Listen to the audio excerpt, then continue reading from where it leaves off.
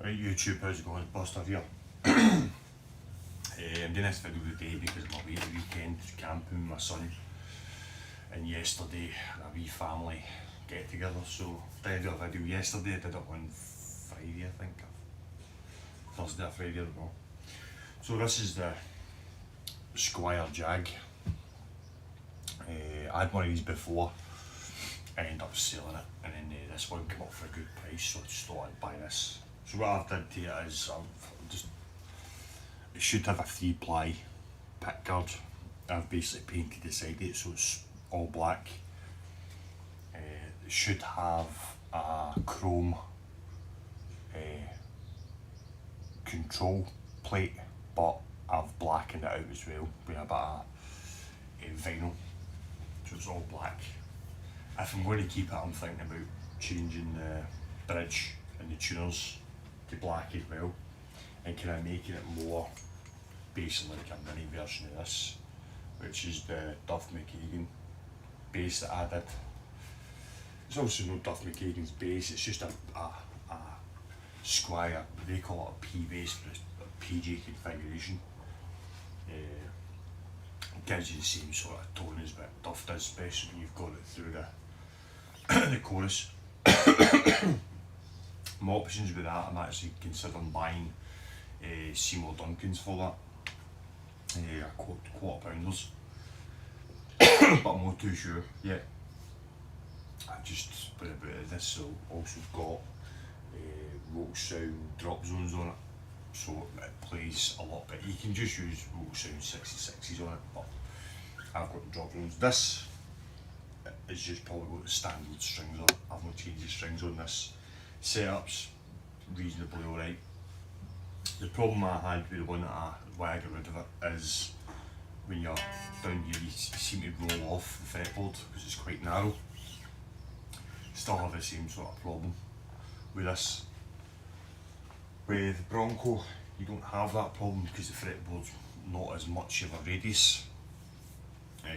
Because it's got quite a deep radius, you seem to fall off the end of the fretboard. So I just need to be aware of that. It's got a proper bone nut, which is, I don't know, I think the one I had a proper bone nut as well. Standard Fender bridge. Pickups are really punchy in these. I was considering taking the pickups out of this and putting it into the Duff McKagan bass, but they don't fit. For some reason, the jazz bass pickup in this is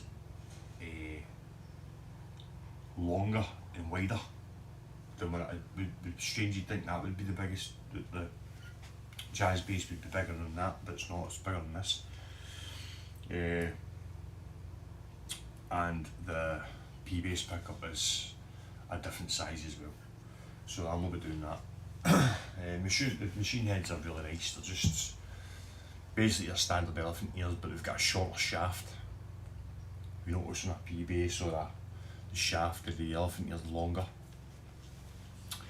This is a 2018, made in Indonesia, skunk stripe.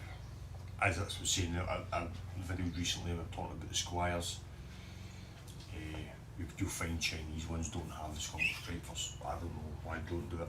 But every Chinese one that I've came across hasn't got the skunk stripe.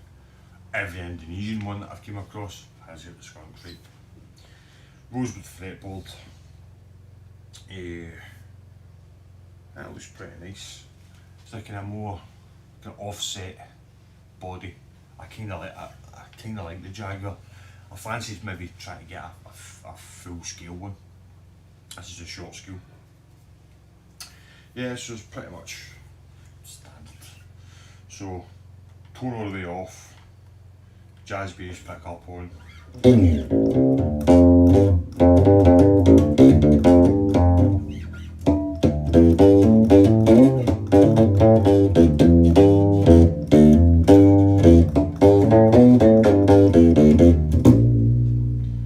Jazz bass all the way up.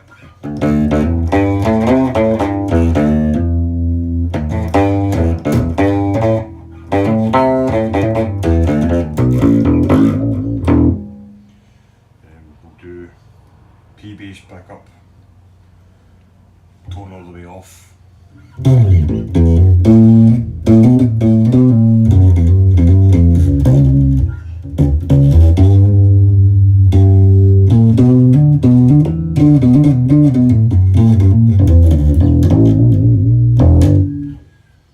all the way on.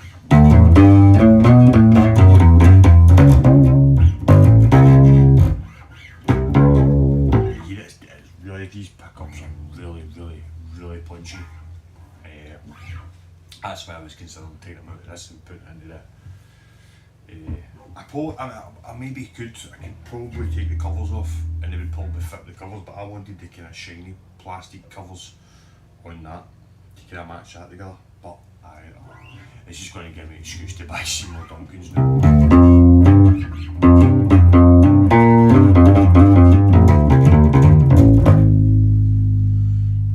Together.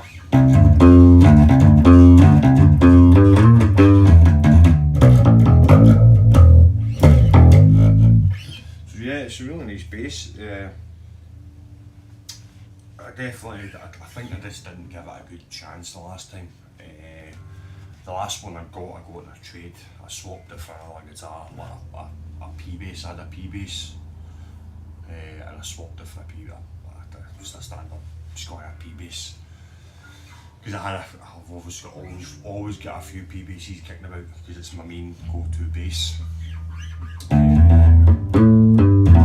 don't think I just gave it a chance the last time. Same with the Bronco. I had the Bronco, I got it for a good price, the red one, got it for a good price. Swapped it for another bass that I don't even play, it sits in a bag back there. My daughter actually uses it, got its purple.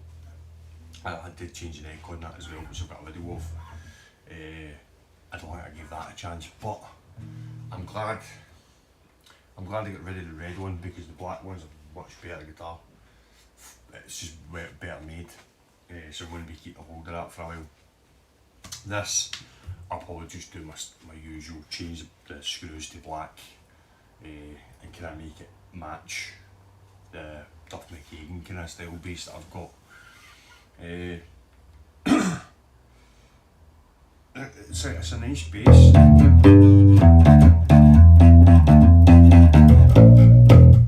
got a really nice tone off it. It's very different than other basses. It's a dead, deep, punchy sound off it. So yeah, it's just a really nice bass.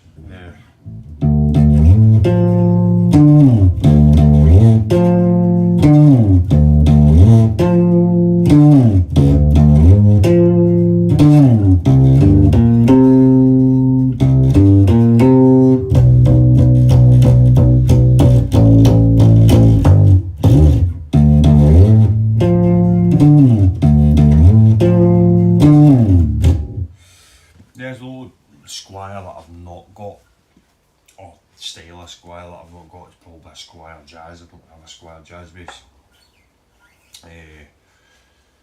I don't see the point in it because I've got the jazz bass, the 70s jazz bass that I've got is that one I got when I was in Sheffield, and I've basically done it the way I like it. It's the 70s.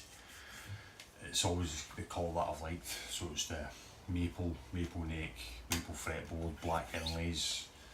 I've put double stack jazz bass pickups in it. Done the same thing with the control panel, of black and the control panel out with a black jazz, so it looks really nice. The other jazz bass that I've got is the vintage fretless, which, to be fair, I've had a shot of now that I've had a shot of the Squier version of it, the Jaco Pastorius bass, Squier's version of that. The vintage is a better guitar, believe it or not. Better made, better fretboard. So I don't think I'm going to get another few weeks, and if I don't play it as often, I think I might put it up for sale. Especially, I'll obviously make a profit on it because of how much I paid for it. But apart from that, I've got pretty much all the Squiers now. I've got two short scales. I've got a PJ base, a mini PG, a mini P base, and I've even got the weird Japanese 80s Squier. That's a short scale as well, and the fretboard's very similar to this. The neck and fretboard and the feel of it is very similar to that. That's got a wee bit more of a finish to it. This is finished, but this is like, I think they call a satin finish. That's a gloss finish, that one. But it's still quite smooth.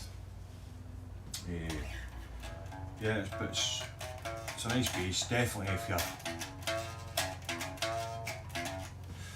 definitely a nice wee collection I've got now of the Squiers. I did have a few before that I ended up selling them, but I'm going to start. I don't know what I'm going to do now. So what my thinking is, I'm still aiming to get that white P base with the maple fretboard. So my thinking is obviously Squiers are a name, so I'm more likely to sell these than more any other ones that I've got, even though they're really good guitars. Strange how it works.